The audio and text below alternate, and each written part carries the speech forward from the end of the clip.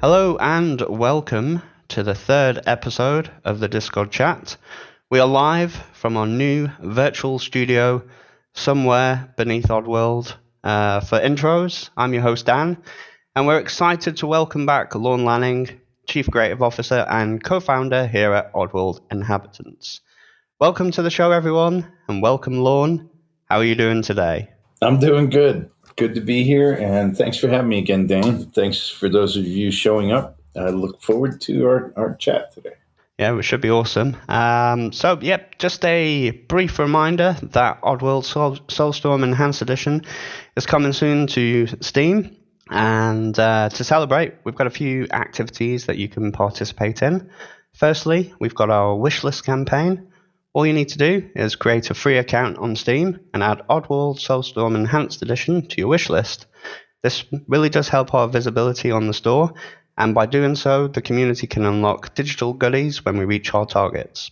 Some great news. The community have already got together and unlocked the first content tier, including some exclusive digital wallpapers for desktop and mobile, and a digital trading card. Woohoo! So if you head on over to Steam and check out the news section, you'll be able to see the content on offer for when the campaign is over. All of the unlocked rewards will be made available as a link on our website, which is oddworld.com. We also have a couple of challenges available for you to get involved with your friends over on PlayerState. And what we want you to do is show us how you play Oddworld Soulstorm. Do you use aggression or do you use stealth? The winning clips from that will be compiled and featured on our social media channels as a celebration of all things Oddworld Soulstorm.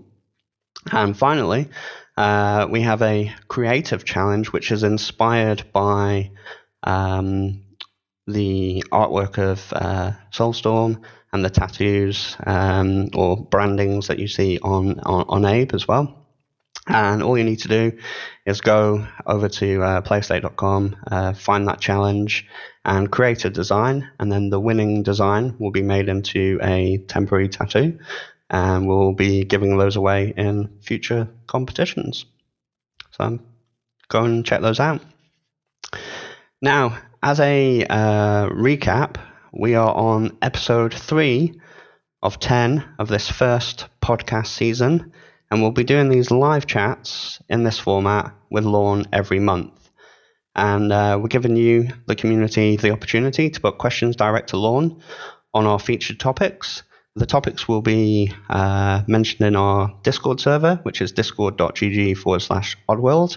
And there's a form that's pinned. I think it's on the Discord chat discussion channel, and you can use that to ask your questions for Lorne.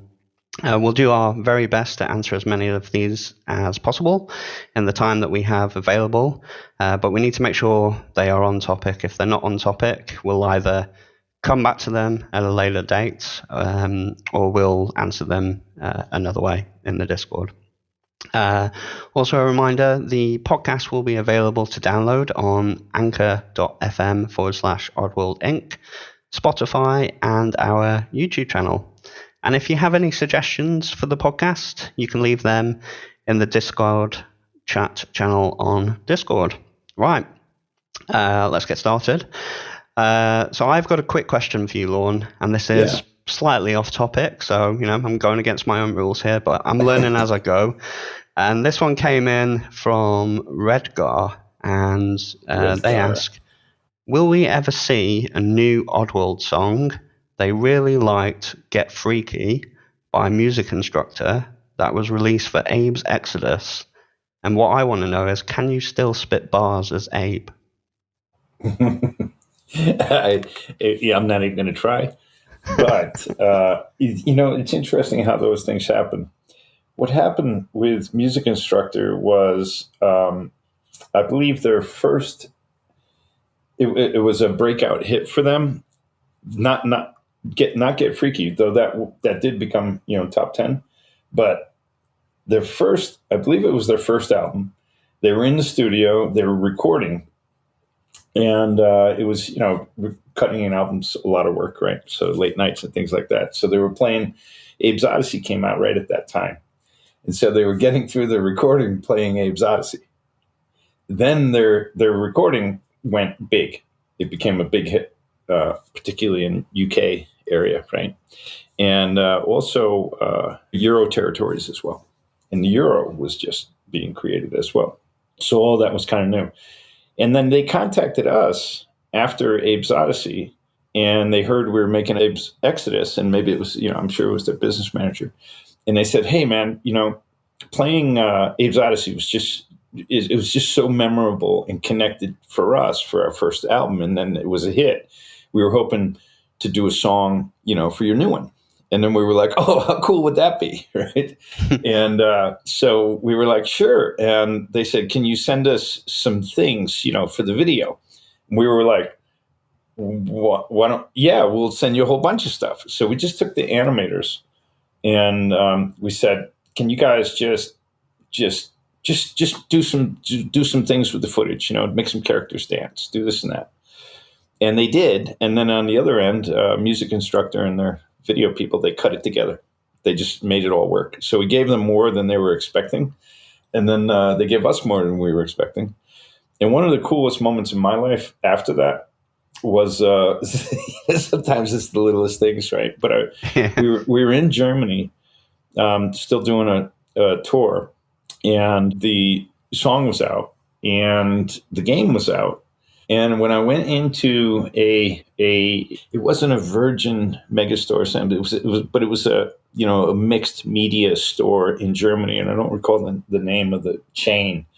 But we went in, and then Abe was in the top 10 games, and Abe was in the top 10 music section for singles. And it was just the coolest thing, That's awesome. We never thought it. I never thought I would walk in and see that. It was like, oh my God. But of course, it was at that time when you didn't have phones, you didn't have cameras in your phones. So I never got a picture of, so many of the cool moments of Abe just because of, we just weren't always carrying cameras around. But yeah, so that was a music instructor. Those guys were great. Yeah, it looks like I was watching, in preparation for the podcast, I was watching, there's a music video online, and I was, keen listening in. Get freaky? Get freaky, and Yeah. keen listening in, and, very 90s style dancing going on. It was certainly a time. What's funny? It was also reflective of Get Freaky? There was a band in the 80s called Nucleus. Get On It. Did you ever hear that? Jam On It. I think I know. I think I know the tune. And then the hook, I believe they took from that, and they were playing off of that. So they were playing off of the hook of one of those songs that came out right when I was starting college, Nucleus. And it was like the beginning of really sharp, crisp digital, like Grace Jones, albums like that, where, digital was new and samplers were new. It was just a really interesting time for music. But that was another thing. We were like, oh, this sounds like, this reminds me of Nucleus. And we used to play that in the car because it was like such a high fidelity song. It was kind of the early days of like Grandmaster Flash, had already, been around for like 5 years or so, killing it. But anyway, it's nice to reflect on that time. I don't think about it that often. So thanks for that question. No, do you think we'll ever see a song of that nature in the future, or would you like to see something like that, even a fan song? I'd love to see something. I was trying, because like getting a hold of popular entities is, can be really, they're behind walls of business people and agents and things like that. But for Soulstorm, I wanted to get a hold of Amy Lee from Evanescence. Yep. And her voice there's just like 3-4 singers in history that when I hear their voice, I just get chills in my spine. It's like, wow. One was Ofra Haza, and she was out of Israel. And she just had, there was a lot of it was like this kind of Israeli pop, which I, wasn't that hip to, but she had some things that she did like in these ancient voices with more ancient types of instruments and these really long sustained notes that just made you want to cry. And I remember it was played for me in the studio by a guy who was doing he was doing his soundtracks for like Kronos and IMAX movies and stuff. He was an amazing composer. Michael, and his name's just slipped me at the moment, but I was in his studio one day in LA, and the record label publisher, we were hanging out, and he goes, "Oh, it was Michael Stern's." And if anyone loves like the beginning of really intense, kind of highly designed digital sounds that are more organic and feeling ancient, if you ever saw the film Kronos, he did the soundtrack I mean, it is truly like time travel. So this guy, Michael Stearns, he's like, you got to hear this voice out of Israel. And this was Ofer Haza. And the first time I heard it, I was just like chills, like you're listening to some, like a deity coming through with a supernatural type of voice. And it just blew me away. A few voices have had that effect on me over time. And they're usually out of the Middle East. And I think they say they were trained as really small children to sing in quarter tones. And I'm not a musical expert, but from what I understood is if you weren't trained that way, you couldn't. It would, if you were trained early enough, it would change how you sang as an adult. And so she had this incredible voice. And then there was a few others like that, but it's Amy Lee, right? Evanescence. Yeah, Amy Lee. Yeah. And I'm a big fan. Her voice, I was just like, oh my God, it just had a similar power.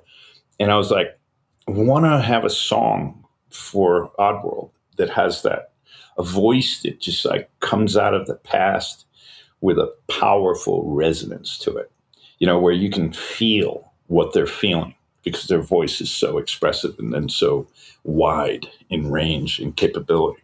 So Amy Lee's voice blew me away, and I was like, come on, let's see if we can get Amy Lee, And then we didn't really get any success in that, but it was a desire, and I'd still love to do some things like that.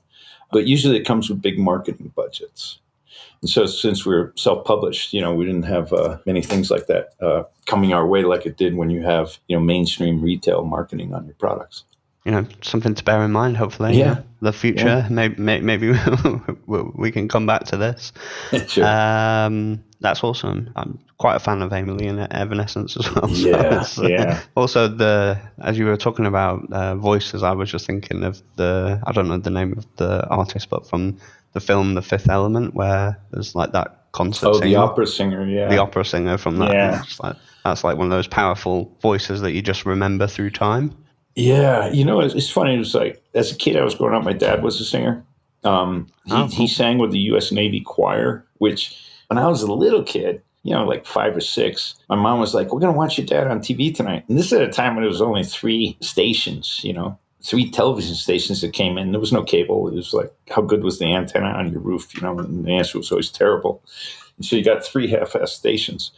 And then the U.S. Navy men's choir was like a big thing. It still is, I guess. And that was the first time I was like, wow, Dad sings. Like I didn't really get it. And then I had to, when they were divorced, most of my childhood, I'd go with him he belonged to church groups, not because he was religious. He just liked to sing, and there was always choirs, so he hung out with all these church groups for the singing. And it wasn't until I was like 18 that he did this solo on To Dream the Impossible Dream. And then that had that effect on me too. Like it just floored me in the audience. The guy was so incredible in his singing, and it was his dream to sing in the Met. And he never got there. Life is always in the way. Mm-hmm. But I had a deep appreciation for really powerful voices. I remember my dad taking breathing lessons and stuff. I was like, breathing to sing? It was kind of foreign to me. But I've always had a thing for those amazing voices. And I think I always will. I think they resonate something deeper in us. That's how it feels. And I can't explain it much beyond that. But it's like they're playing the strings of your soul.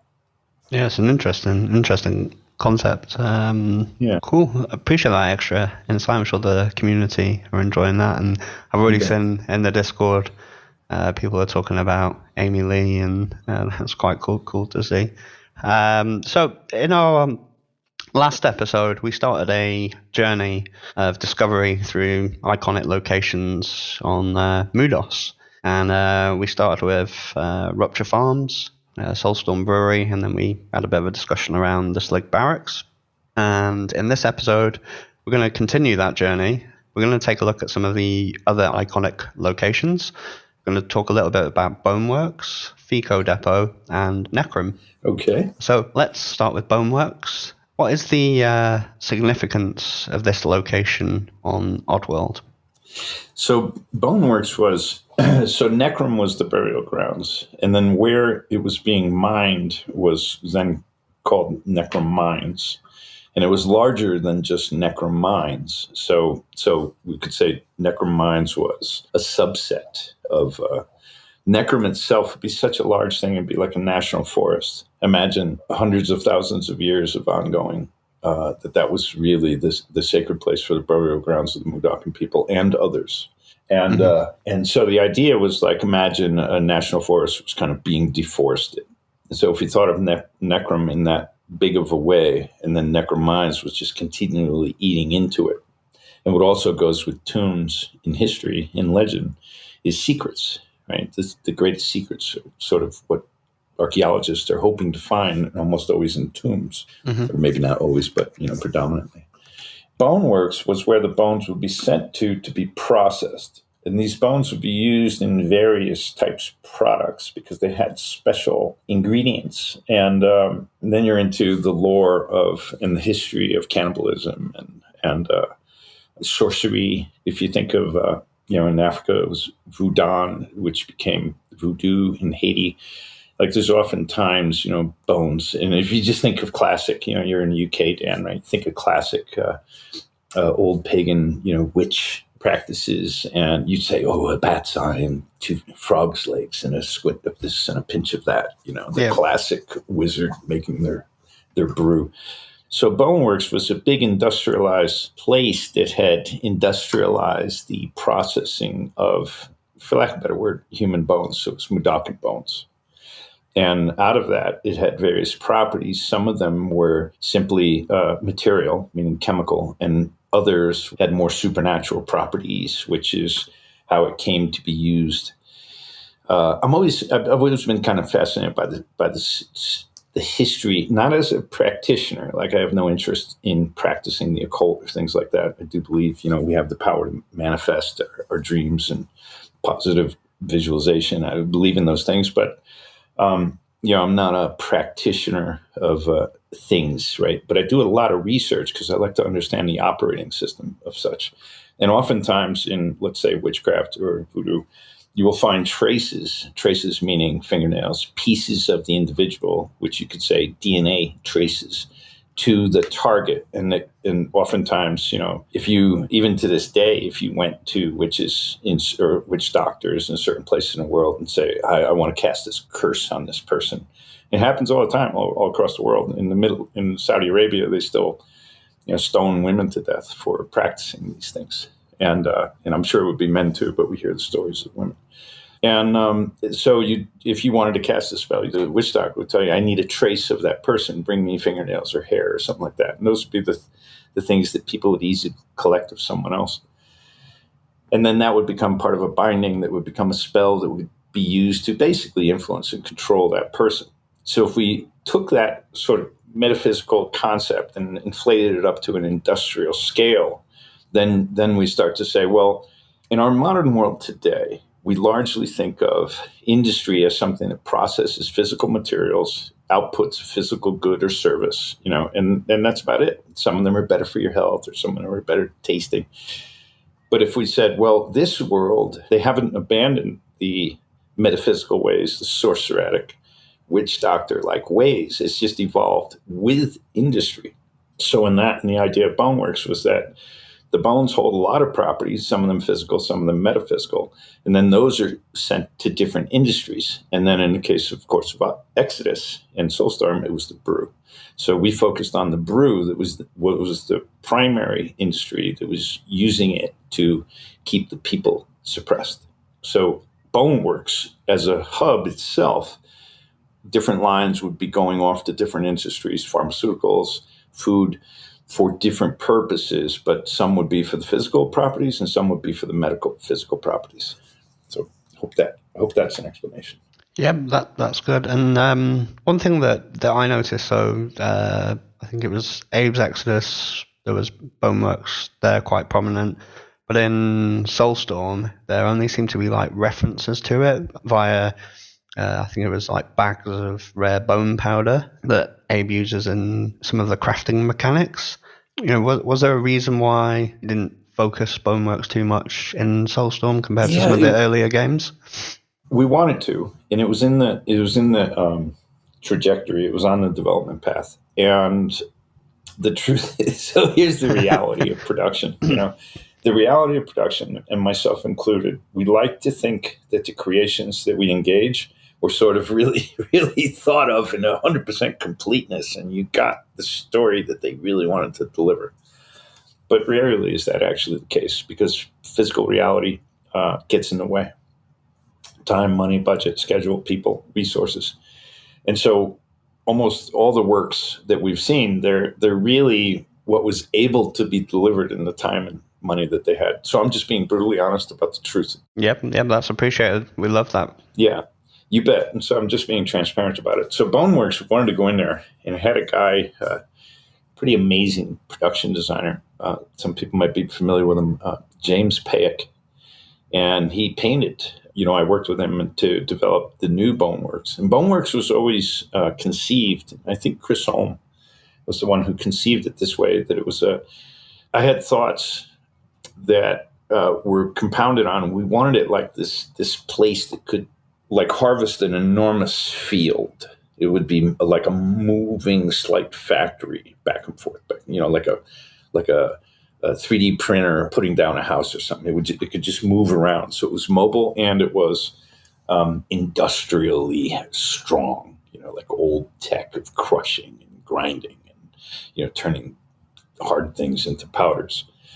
And we wanted that to be there as a level. But as we got deeper into development, it was like, we're like, okay, how long is it taking us for a level? Well, longer than we thought. How long is this taking us? Longer than we thought. How do we get there? What's important and what's not? What's not critical and what is critical? And Boneworks wasn't critical.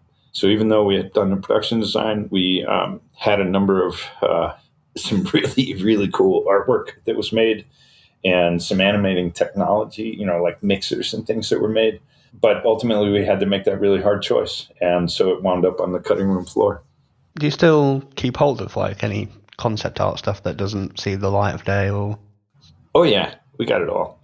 We got it all. It's like, sometimes, the book that was printed, Abe's Origins, I was really grateful for that, except the cover on the front, the inside portrait of me was like the least favorite. Farzad did it in good faith, in good humor, but I never liked it as a drawing of me. And Farzad's great, so it's not a reflection of Farzad. I couldn't tell if he was doing it to make fun of me or what, but at the time. But then they chose that picture on the inside cover, like on the first page. And I was like, oh, no, this is my least favorite portrait. But anyway, and no offense to Farzad, he's amazing. So in that book, though, the point is we printed hundreds of original drawings. A small sampling had been published before, but we really got to create a nice, solid document of most of those drawings. And I still, to this day, maybe I think there's something that'll be destined for the fans eventually. If you just stacked single pieces of paper on top of one another of the original drawings all done in development of Oddworld, it would stack up at least to 6 feet high. Wow. Just original drawings on 8.5 by 11 white sheets of paper. And so we just went through a massive amount of stuff. I was kind of overdoing it in the beginning. And later too. It's a problem with designers. We overdo it. I was just like, we can be better, we can be cooler, we can be, and then you run out of time. But lots of material. Boneworks is really cool. I could. I wonder if maybe I can find something for you guys. Yeah, that'd be awesome. If you can find something on the Discord as well. This could be a great first piece of content to share here. So, as people communicate with us more and engage with us more on Discord, we've got 2 new roles that we've set up, so a ranking system now. and that unlocks 2 channels. So a regulars channel for people who've been there for a while, and also a veterans channel for people who've been even longer and talk even more. And it'd be really awesome to reward those people with some exclusive looks at whatever you may have that we can share with them, because I think that will be really cool to do that. Okay, cool. So thanks for that, Lorne. Yeah, I'll be able to find it. Right, so awesome, thank you. So on to the next location. So the next location we've got for this topic discussion is Fico Depot. So according to my research into this, so this area is a transit hub featuring various terminals that lead Abe to different parts in the game. One thing I noticed is there seems to be a difference between the size of Fico Depot from Abe's Exodus compared to Soulstorm, and why is there a change between them both? Well, in the first game, it was a cool, it was all cool design and all that. But in the second game, we wanted to get more into the yards, and the idea that the yards had more containers, like kind of like that last scene in what's the movie with Raiders of the Lost Ark, where they're hiding the Holy Grail into a massive, endless warehouse. And so the idea we wanted to portray was that all kinds of commerce goes through there. And then there was some sub-stories that we wanted to pull on, human trafficking and stuff like that, where you'd have all these containers of people just waiting to be shipped to different places, and you could free them. Just imagine that was kind of Alpha saying the things that, he goes, all kinds of makeup and pharmaceuticals, and he says that stuff about what's in Fico Depot. So the idea was that it had to be big enough and have enough different containers and shipping contents that whatever we needed for Abe's solution could be found there. And we said we want to make it more of a journey coming into it, and that Abe has to get to it, and you're predominantly playing outside, to then find the ingredients that the underground has prepared for him in a container, and he just needs to get it and get it out of there. Mm-hmm. So we were like, seeing it's about the containers and seeing it's about loading them on the train and seeing that that's the answer to the remedy for Soulstorm Brewery, then why don't we do it outside, and let's play off the massive stockyards that we really never got to, not stockyards, but container yards, shipping yards that we never got to see in Abe's Exodus. And I remember it was a few different artists, Mark Allen and Raymond Swanlin, were doing paintings of the inside of Fico Depot and Abe's Exodus. And some of those screens, I mean, even to this day, I look back at some of them, like, look at, with all the trains parked in the background and the engines. These guys were just really competing with each other. And so we were just like, hey, yeah, okay, here's the thing. It doesn't have to be special. And then we come back tomorrow, and it's like this big, epic, distant shot with all train engines and shit like this, from these artists, aiming at sort of one-upping one another in a healthy way. So I really loved a lot of the artwork that was inside the original Fico. But on this one, it just seemed to make more sense that we could play with it outside. And we also were looking at, we wanted it to feel more like an old 19th century sort of factory where it had those faded windows, more glass that came with like automotive making factories and shipping places. And when we made Exodus, we were living on the Central Coast. And it's funny how environment shapes your thoughts. And on the Central Coast, there was no real industry aside from agriculture. So when we made Soulstorm, we were in the Bay Area. And right across from us, we were right on the border with Oakland.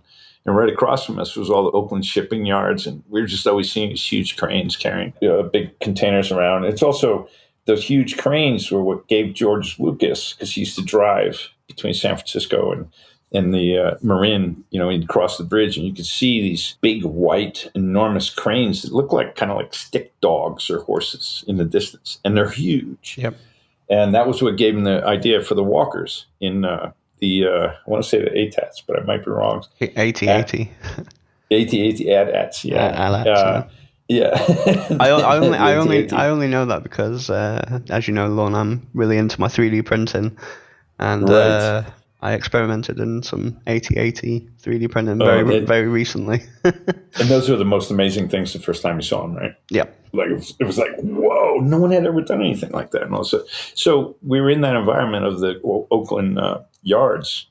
And so we were watching it all the time. So it just kind of inspires you to design a little differently your environment. It was like the artists in the UK, when I got to draw, they were doing levels of detail that I was really surprised at, and then I just took a walk through the woods and I was like, duh, this is how it is here. Like you see mushrooms on top of everything. You see multiple layers of moss, in like Otley area in upper England, right? Yorkshire. Mm-hmm. Yep.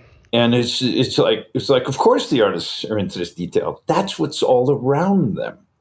And I remember hearing that in art history class. They were like, when you look at Van Gogh, you think it was all these colors. But if you went to the places he painted, that's what it looked, that's the color schemes, and he was talking about other painters. And they'd say, oh, this painter had these particular blues that were just incredible skies. And you're like, well, that's the skies over the Mediterranean from Spain's point of view, So the world shapes what designers and artists create just from their local environment. Those are two good examples, like, the art they did for New and Tasty, and then the container yards in Fico Depot.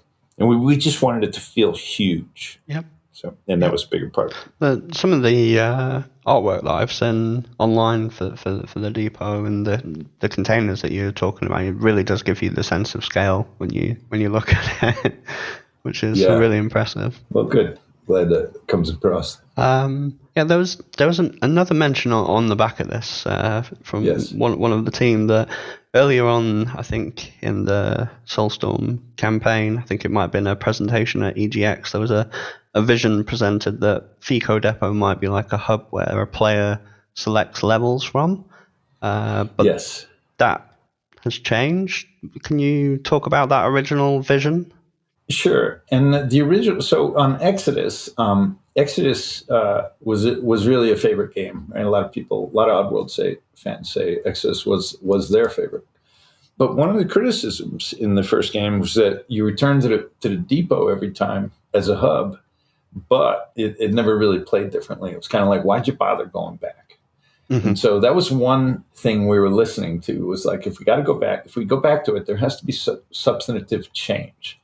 But this was the real reason why we went away from that hub idea, was because if you look at, and let's just be honest, we had some bugs that emerged on us at our launch, and we weren't able to find them. We didn't have deep enough testing.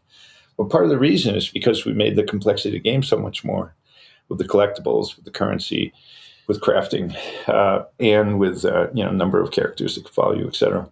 That what was happening was, if we had a hub that you could come back to and it had significant value, then that meant, now just think about how you have to look at it for debugging. That meant every possibility of how you could play. Like some people just aren't collecting anything, and then other people are collecting everything, and then other people are some balance in between, and all of that needs to have value and persistence as it carries over into the next levels. Mm-hmm. Even though it might look like you sort of cashed out, and you're starting fresh, a lot of that has to be retained.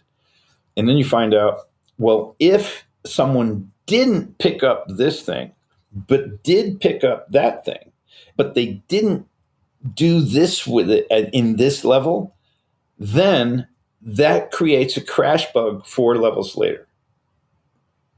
Like, no shit. That stuff happens, right? Yep. So what you have to do is you have to have, the more complex your game, you have to have an army of people debugging and playing it every possible way. And then if you find bugs that are like we found some bugs where they didn't emerge unless you were playing for 13 hours straight and a certain way. So one person would hit it after 13 hours straight, but 10 wouldn't. And you'd be like, some of these things were conditions you never even thought to test.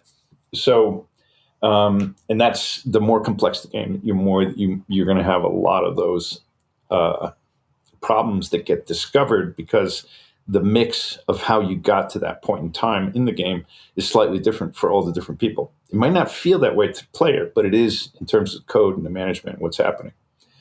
And so if we went back to the hubs, we were really drastically increasing the amount of debugging time that would have been necessary, because we would have had to vet every hub against every play style, against every different capacity of, whatever you're moving with you, who you saved, who you didn't, and it can all add up to a fail, in the progression later.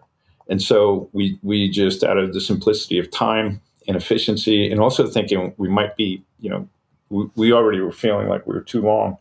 So we're like, okay, let's just not do it. And we cut all that problem.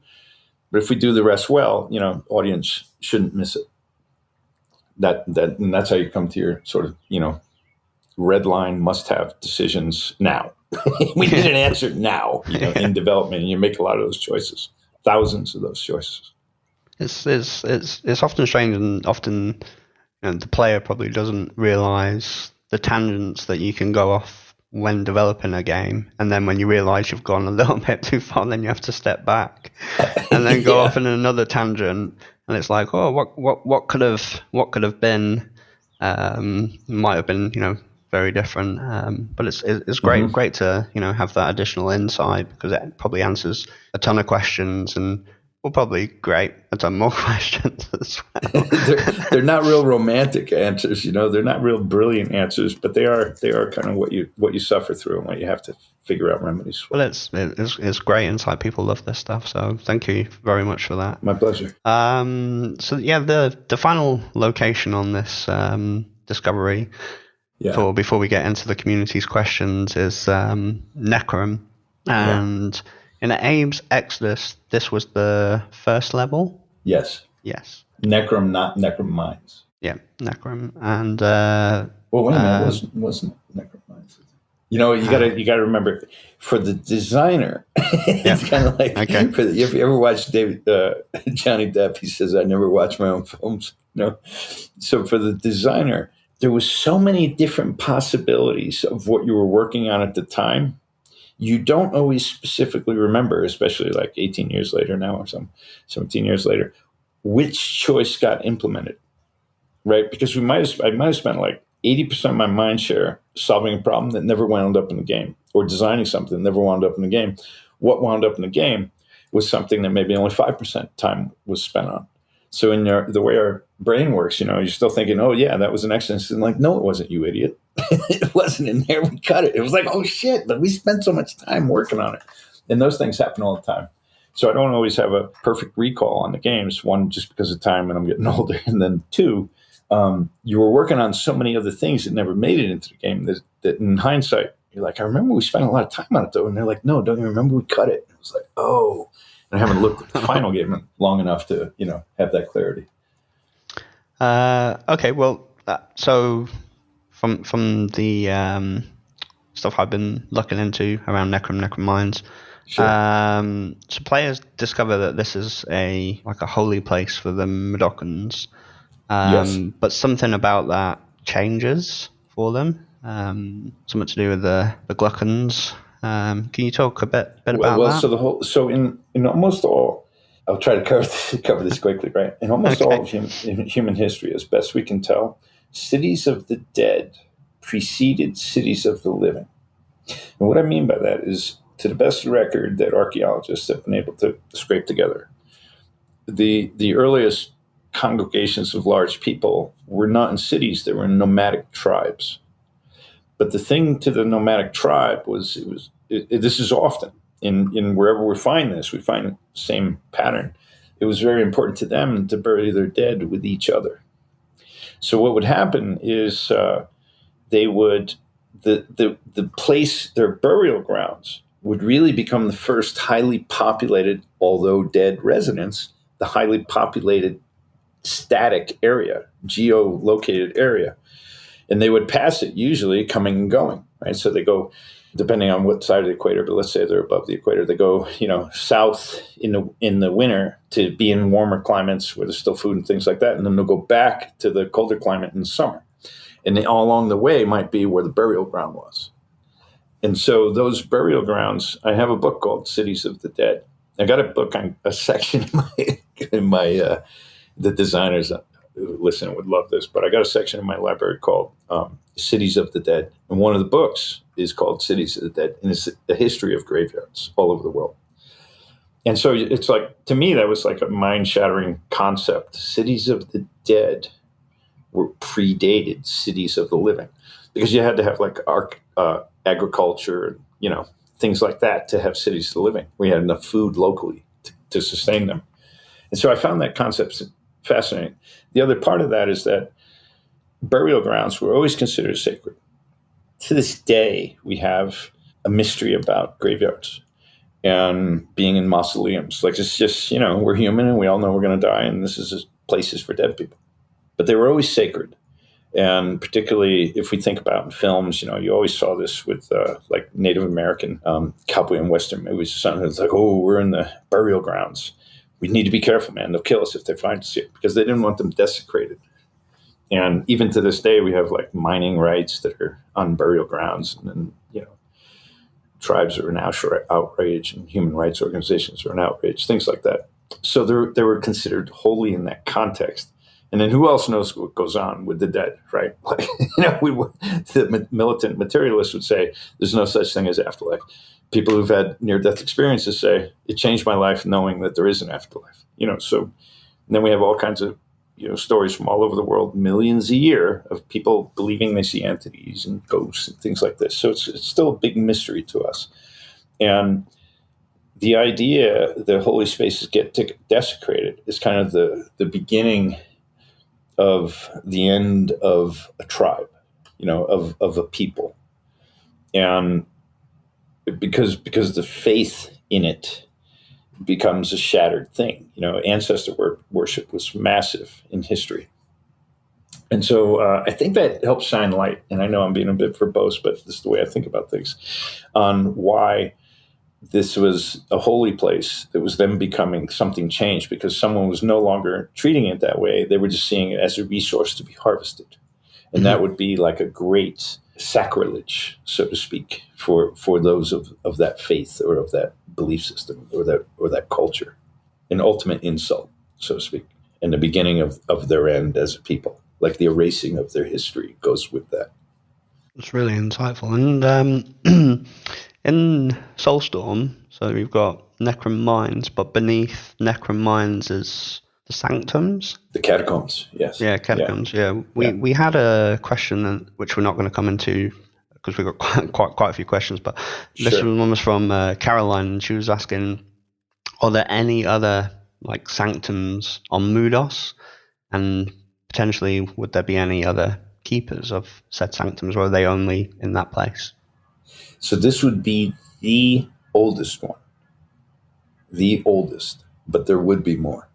And so if you also, the thing that goes with graveyards is often treasure. So even to this day, right, archaeologists are hoping to find King Tut's tomb. But, we fool ourselves if we think it's just for science or just for knowledge. They want to get rich from it too. So that's treasure. And and also secrets. It's like the pirates said, dead men tell no tales. Where stolen bounty was kept, where people are afraid to dig, so you would hide something extremely valuable there. So the idea that the catacombs in this deepest place would be under a graveyard makes sense, because ideally, or you would think commonly, that would be one of the last places to be dug back up. So it had the best chance of remaining hidden forever. And so really then we find out the graveyard of Necrom was built above the catacomb that preceded it. Interesting. And that would be the main one, the main thermometer of the health of the planet. And that's what we've talked about it before, but the Lake of Honey. Yeah, and I think not the next episode, but the one after that, we're going to come back and get a few more details from your mind about that. And I love the lore. I mean, it's a major driver for sticking through the pain of making games. And I don't underestimate how hard it is to make games, but the lore is what fascinates me the most, frankly.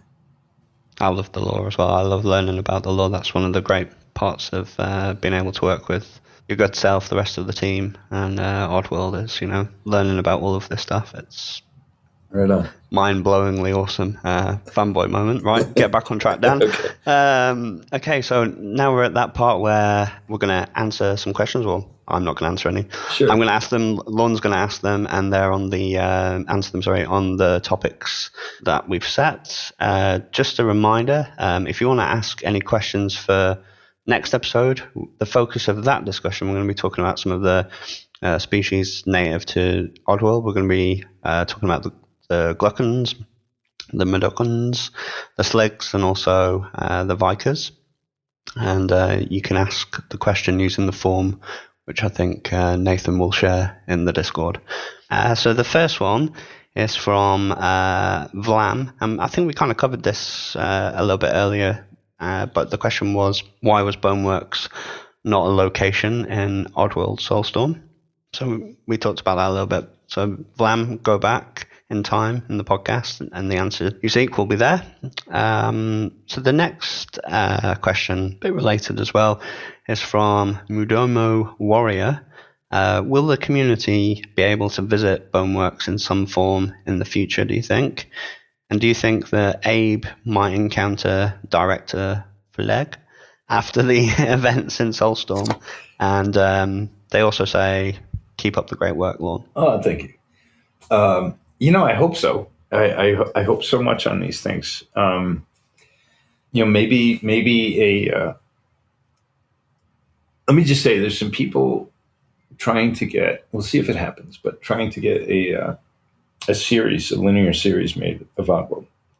And if that happened, like a whole bunch of things can take place. Like a streaming series for networks, and. So that would be in the big picture. If that happens, lots more things can happen. Games happen more slowly, right? And actually tend to cost more money per episode for sure.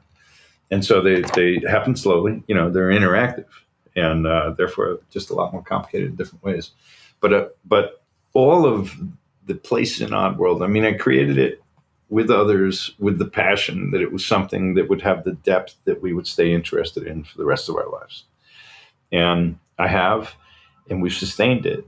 And I still feel that way. I still feel that because we crafted it out of concepts that meant something relevant and relative to us in this time and space on this planet, it's kind of to me, it just seemed like an endless well to create and be able to, continue to draw from and build upon.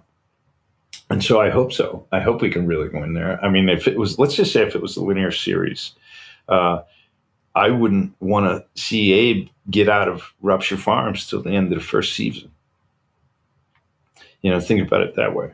It's like, what was life really like in the farm if you didn't have to stream everything into how a game works? And instead just were focused on that story as though it were an epic, kind of movie. Or a series of them. And that's what, like Game of Thrones or something. So if that were the case, that's what I've told that to some people. I go, if it becomes a series, I think like the end of season 1 is Abe escaping the farm. And all those episodes in between are just how fucked up it is in the farm. And how, sort of precious entities bear it. And that we could really get into what is life like if you were one of these people in a farm. A factory farm, living there, being raised there. And so that, the depth of what we could still go into, it's just like really, excites me. I would just love to go so much deeper with it and have, dialogue and performance become the most important thing rather than playability, right?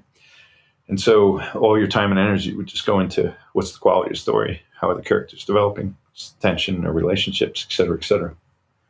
So I hope we absolutely go back to Boneworks if we could.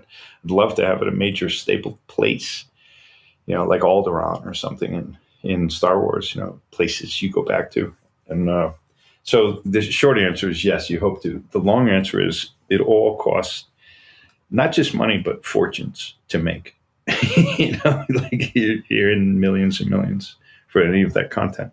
So anytime I've said before, this is what we want to make, and we didn't have funding, and then ultimately never made it, I kind of never got to live those moments down from community. You promised us this, It's like, well, I was hoping, but we didn't get to make it. We need a Kickstarter or some form of rally within the community, create something. There's lots of possibilities, and but I do see it as an endless well that I could certainly continue to age into the decades and hopefully live to be able to continually build on the ideas of that property.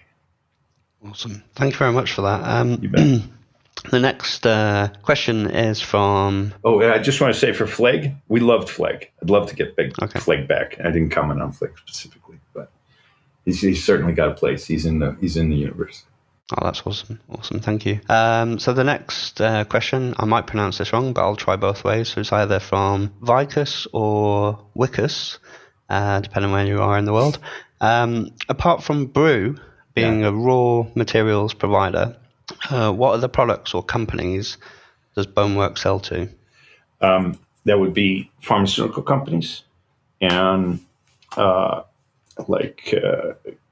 creams and cosmetic companies, and other beverages for control in other places. So we might find in another territory, brew just isn't a popular thing, a popular taste. People have a slightly different culture, even though they're on the same continent, right? East Coast of U.S. eats differently than the West Coast of U.S. And so in another place, it might be like, no, cornflakes is the right answer, not brew. Right, but it still has that same key ingredient. The way that the Gluckins think and those above them think is that any opportunity to sell something to a public is an opportunity to control a public. So they're constantly looking at ways to lace the food, make things unhealthy. So then you then use their medical system and you buy their pharmaceuticals, but you don't really know that it's a fixed game against you if you're a Mudos. Okay, that's cool. Thank you very much for that. You bet. So the next question is from Osman. Why can we not see the exterior of Necrom in Soulstorm? Was it because the content was cut, or did you just not plan to show it off apart from concept art? Well, we were. It was actually the concept art Raymond Swanlett did, and I thought he did a pretty awesome job. And one of the first scenes that we started producing was actually the train entering Necrom. You're usually not building things in linear order. It's just like whatever makes sense at the time, what you have built. And it was an early painting that we did. So we were like, well, we could do that Necrom shot. And then some things happened along the way. It just didn't work out, the shot. We were trying to do a matte painting composite, and it just didn't wound up. So we wound up cutting it and then moving on.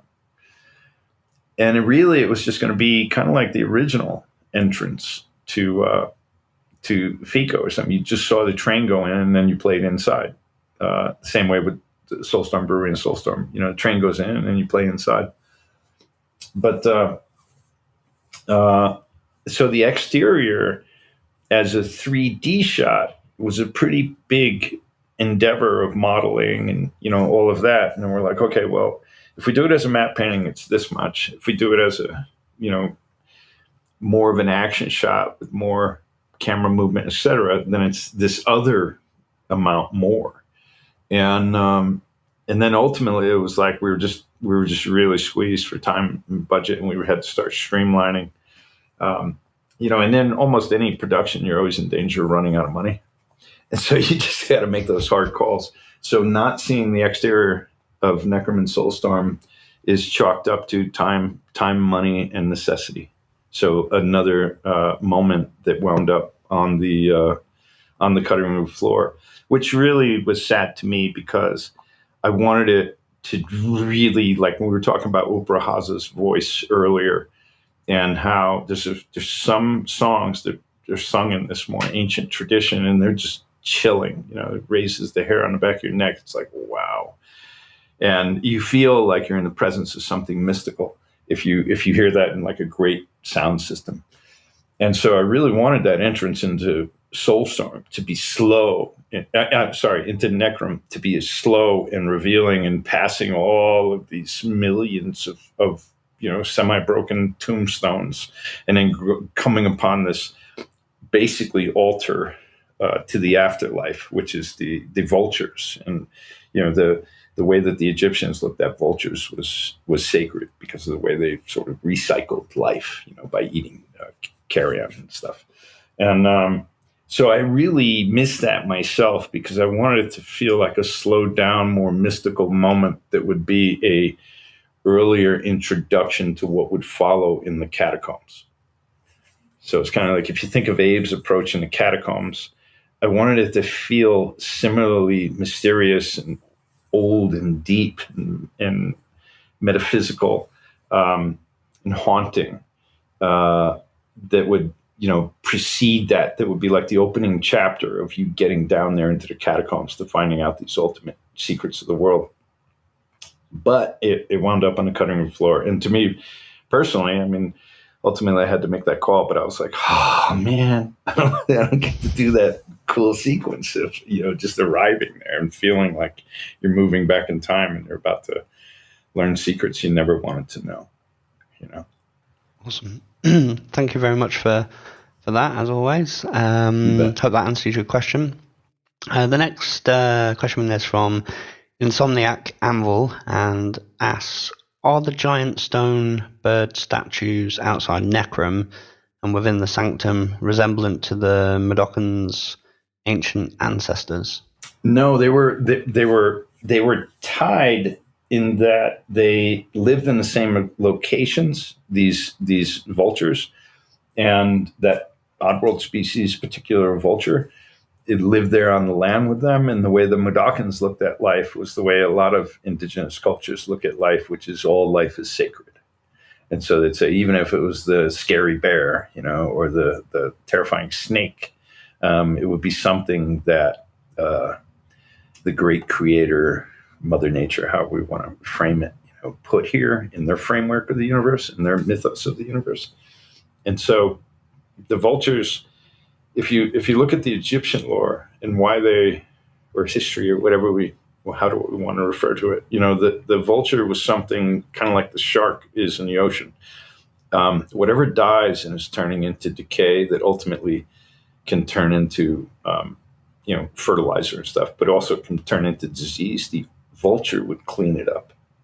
And so it had this kind of role as an entity, a species that was there to clean the dead. And so they saw it sacred in that respect.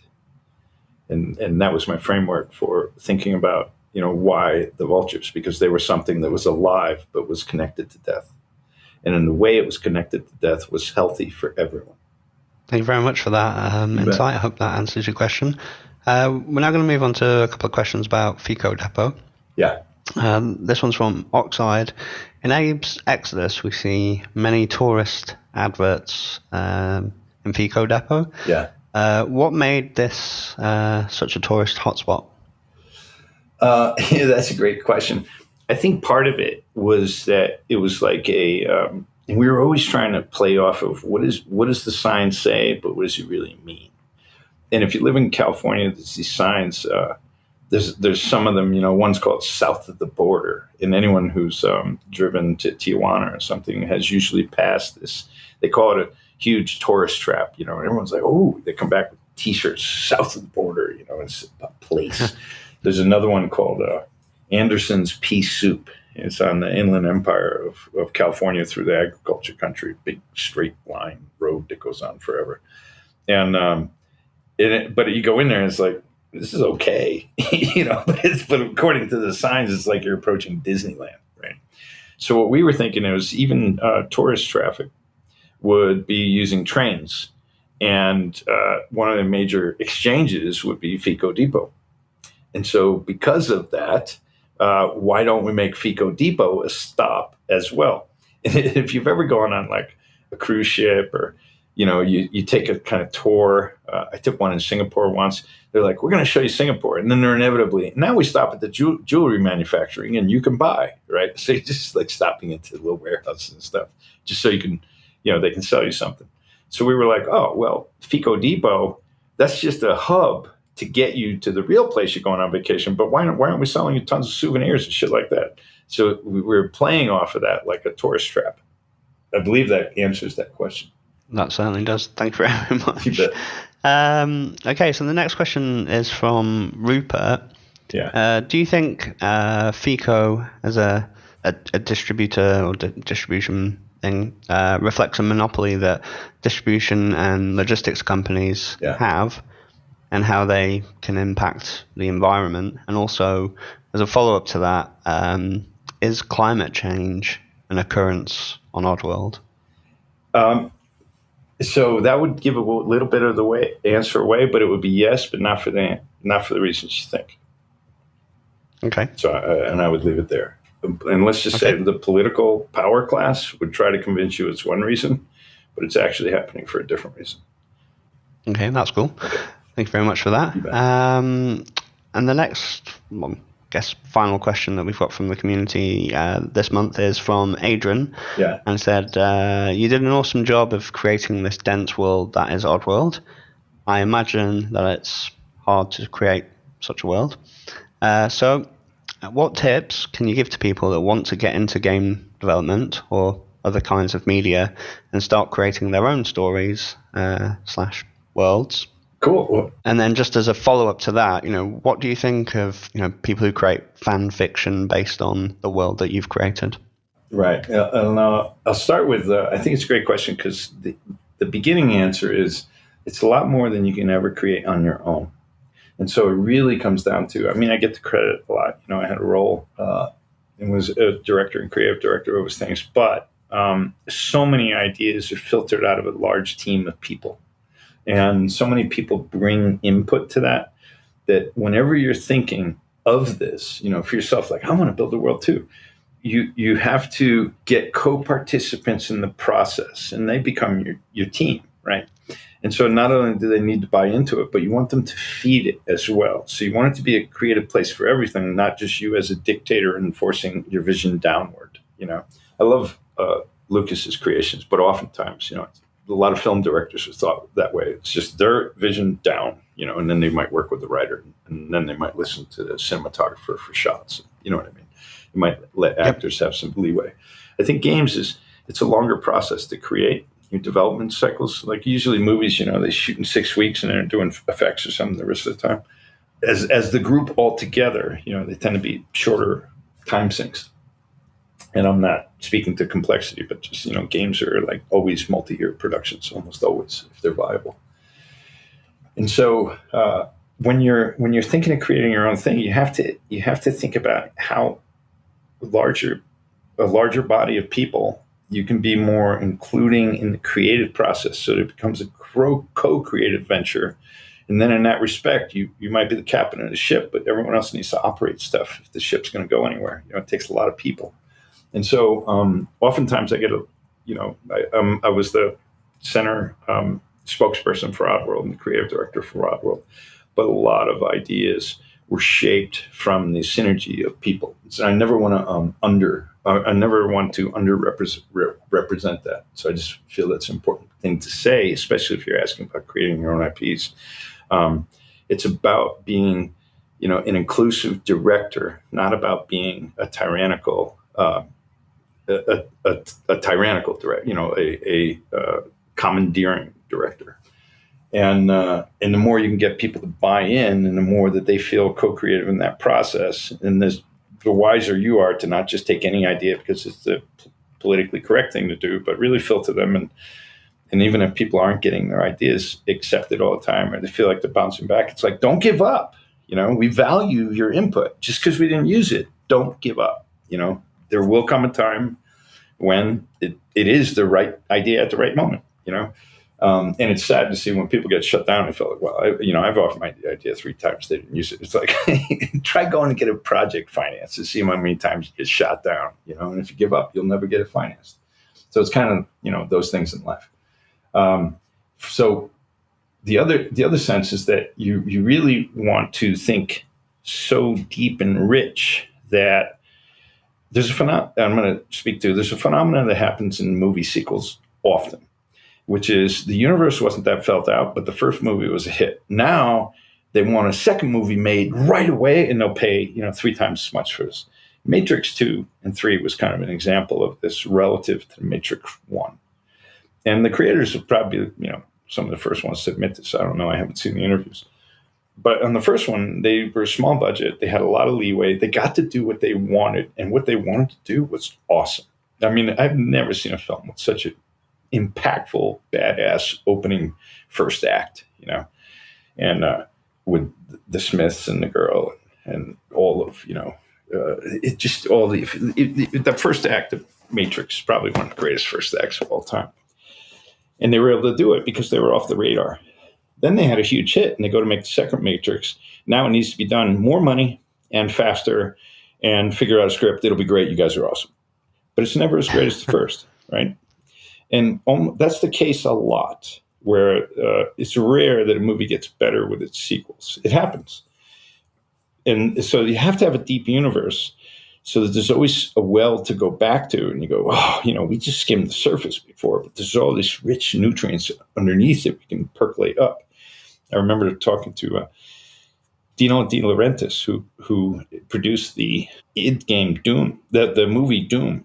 And I said, we were pitching him something. And I said something effective, or you get the Doom effect. And I was kind of, it wasn't a compliment, right? And he said, well, what do you mean? What did we do wrong? And I was like, the idea that these beings from hell come to, open up a portal, right? And you're going to hell, and it's another planet, Mars. Where's the depth? Where's the lore? Why didn't it start off in ancient Babylon and they were arriving, entities from Mars? And this set up the beginning of what became our myths and, UFO lore later. Where was the depth, And I go, there's such a great idea there. You're putting hell on a different planet. Who's done that before, right? It was a brilliant concept in the beginning. But why, I would have started thousands of years ago in Earth's history, going back, Canaanites to Babylonians before then, and just going into this deep connection between these alien entities that we came to think of as demons, and hell coming from another world, not just a mythos under our own.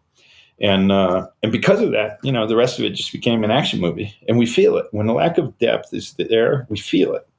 And, it was an interesting conversation we had, but I think Doom was a great example of that. You had this IP that could have gone so deep that we'd be like, wow. And I the other thing I told him was, he goes, what do you think went wrong? And I said, I think you listened too much to the gamers and what the gamers care about. But I'll tell you what the gamers really care about. They're all going to have an opinion of what your movie should be. But what they really want is a great movie that they weren't expecting on the IP that they love. That's what they really want, except you're listening to their words. I know in their heart, that's what they really want. But if you're going to ask them, they're going to give you their opinion.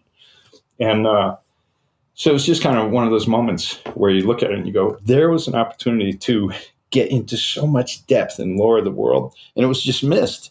And I think partly, probably just out of the necessity of getting productions done on time. Okay, we got the Doom IP, and we got so-and-so wants to produce it, and so-and-so wants to direct it. Let's go. We just need a script, and that script better be done in 6 weeks.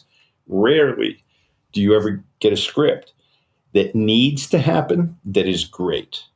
Usually you have a script that someone's been trying to make forever. It's great, and no one can see it, and then finally they get it made,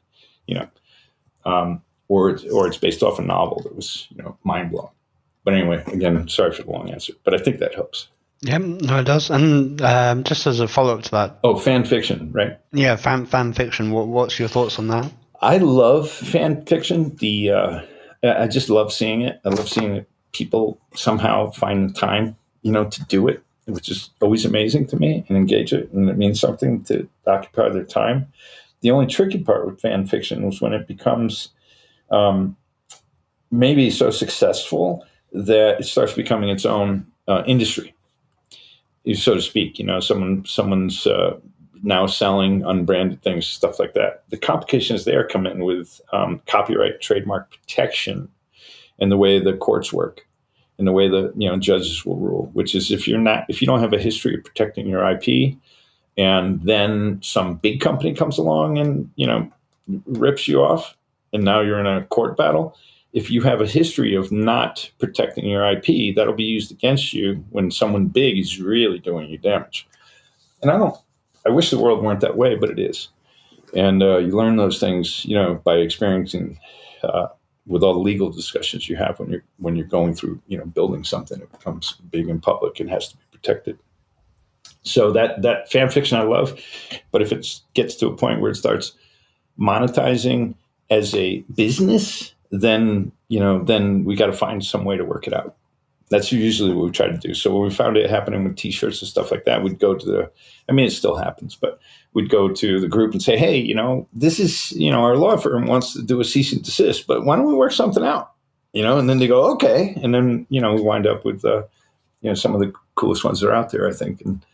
And so rather than being like Disney and just shutting you down, and that's just one example of big entities that do that, try publishing stuff on Mickey Mouse and see what happens, how fast, or Donald Duck, But those are just the realities of sort of, international trademark law. And so I wish fan art could have even a bigger place, but then there's, the business world contains it a bit.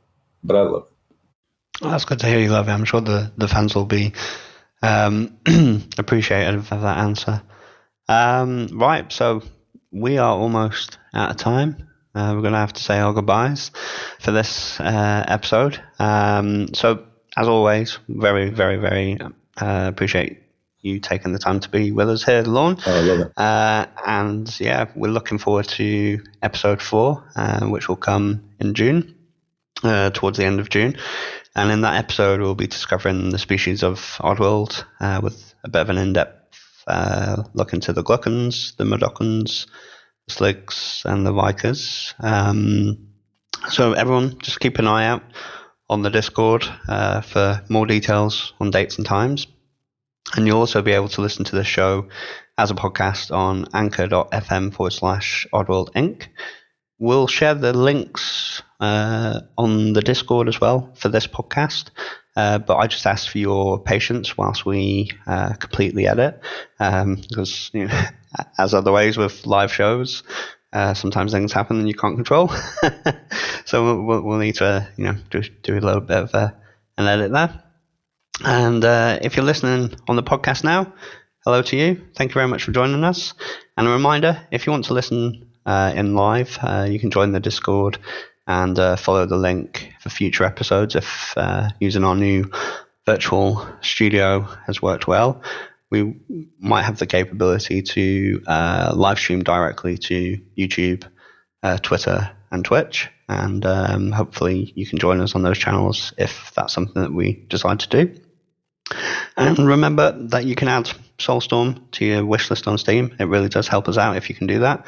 Please tell all your friends. Please get excited about the amazing wishlist campaign unlocks. Some really awesome digital content there. And yeah, that's all for now. Thanks very much for joining us this month, Lorne. Well, my pleasure. Thanks for having me, and I appreciate people hanging out. Yeah, and thank you all for tuning in live. And yeah, look forward to the discussion over in the Discord after this is done. Thanks very much. Bye. Thank you, Dan. Bye, everyone. Thank you, Lorne. Bye.